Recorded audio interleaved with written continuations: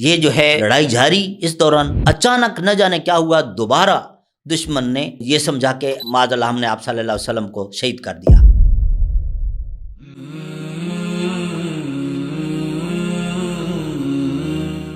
الحمدللہ رب العالمین والصلاة والسلام علی سید الانبیاء والمرسلین وعلی آلہ وصحبہ اجمعین وبعد۔ پچھلے لیکچر میں بات یہاں تک پہنچی تھی کہ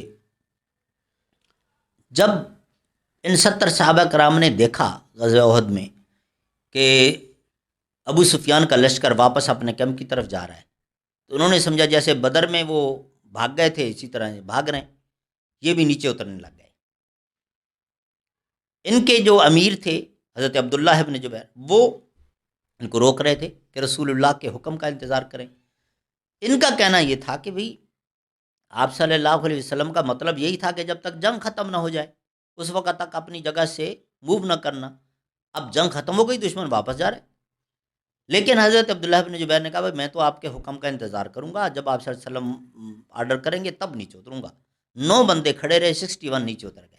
حضرت خالد بن ولید رضی اللہ تعالیٰ عنہ اس وقت تک مسلمان نہیں ہوئے تھے اور ابو سفیان کے لشکر میں مسلمانوں کے خلاف لڑنے کے لیے آئے ہوئے تھے۔ وہ اپنے 300 فائٹرز لے کر جبل احد کی بیک سائڈ سے آئے اور آتے ہی پہلے یہ جو 9 صحابہ کرام اس ٹیلے پر کھڑے تھے ان کو شہید کیا، پیچھے سے حملہ کیا، ادھر سے ابو سفیان کا لشکر بھی واپس، اور مسلمانوں کا لشکر 2 دشمن کے لشکروں کے درمیان پھنس گیا۔ اسی موقع پر بڑا نقصان ہوا۔ رسول اللہ صلی اللہ علیہ وسلم پر جن لوگوں نے حملے کیے تھے، عتبہ بن ابی وقاص اور عبداللہ بن شہاب اور عبداللہ بن قمہ، 3 نام بڑے معروف ہیں۔ آپ صلی اللہ علیہ وسلم کے دندان مبارک کے ٹوٹنے اور شہید ہونے کا بھی تذکرہ جو کیا جاتا ہے، واللہ عالم۔ آپ صلی اللہ علیہ وسلم کا کندھا مبارک بھی جو زخمی ہوا، اور بہرحال ان کے جو حملے ہوئے تھے ان کا ذکر آتا ہے۔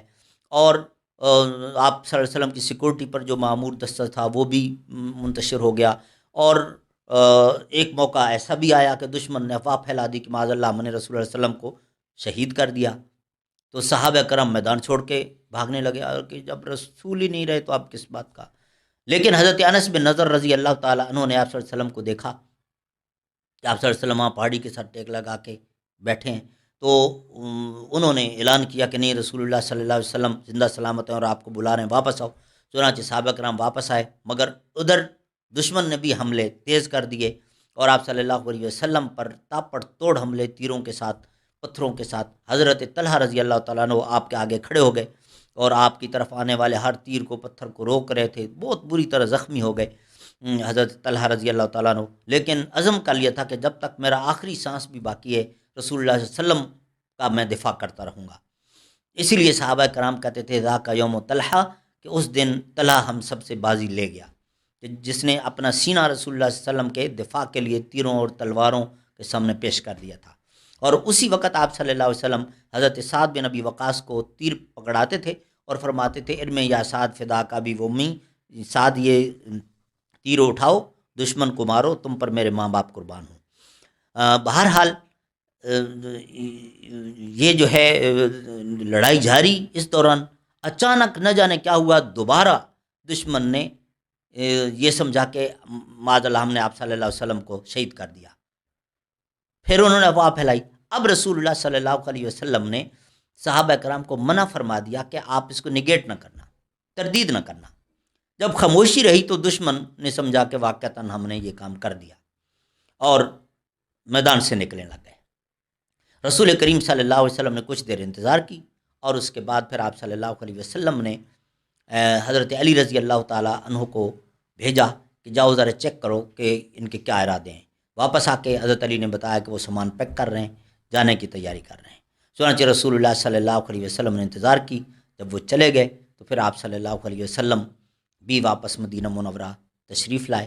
7 شوال اور ہجرت کا 3را سال تھا، آپ صلی اللہ علیہ وسلم واپس مدینہ منورہ تشریف لائے۔ یہاں جو باتیں کی جاتی ہیں کہ ہند نے حضرت حمزہ کا کلیجہ چبایا اور یہ ساری باتیں سندن کہیں درست ثابت نہیں ہوا، لیکن بہرحال تاریخ میں اس کا تذکرہ بہت زیادہ لوگ کرتے ہیں۔ بہرحال رسول کریم صلی اللہ علیہ وسلم جب واپس آئے، اب یہ جو 630 صحابہ کرام بچے، 70 یہاں صحابہ کرام شہید ہو گئے اور دشمن کے 22 یا 33 مختلف تعداد ذکر کی جاتی ہے قتل ہوئی ہے۔ آپ صلی اللہ علیہ وسلم واپس مدینہ منورہ تشریف، اچھا احد پہ آپ جب جائیں تو وہ جو باؤنڈری وال ہے، بڑی مسجد بھی بنی ہوئی ہے، اس کے اندر 2 قبریں نمایاں ہیں، ایک حضرت حمزہ کی ہے، ایک حضرت مصعب بن عمیر کی ہے، باقی بھی کچھ صحابہ کرام کی قبریں ہیں۔ کچھ شہداء کو بقیع میں آ کے دفن کیا گیا تھا، کچھ کو قباء میں لے گئے تھے ان کے رشتہ دار، وہاں جا کے دفن کیا تھا۔ بہرحال یہ تھی غزوہ احد، اور غزوہ احد کے بعد آپ صلی اللہ علیہ وسلم جب 630 صحابہ کرام کے ساتھ واپس مدینہ منورہ تشریف لائے، رات کو آپ کو اطلاع ملی کہ دشمن دوبارہ واپس پلٹ رہا ہے مدینہ پر حملہ کرنے کے لیے۔ تو آپ صلی اللہ علیہ وسلم یہی 630 صحابہ جو زخمی، ان کو لے کر نکلے، اور اس وقت آپ صلی اللہ علیہ وسلم کے پاس حضرت معبد، وہ ام معبد کے بیٹے، وہ آئے اور انہوں نے کہا اللہ کے رسول میں مسلمان ہو گیا ہوں۔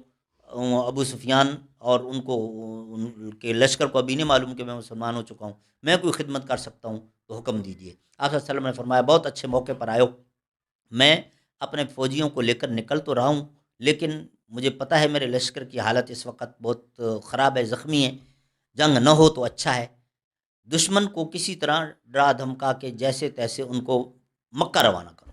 تو حضرت معبد نے بڑی ہوشیاری کے ساتھ بھاگے ہوئے گئے اور ان کو کہا کہ کیا کر رہے ہو تم لوگ، واپس جا رہے ہو مدینہ دوبارہ لڑائی کے لیے، مرنا ہے کیا؟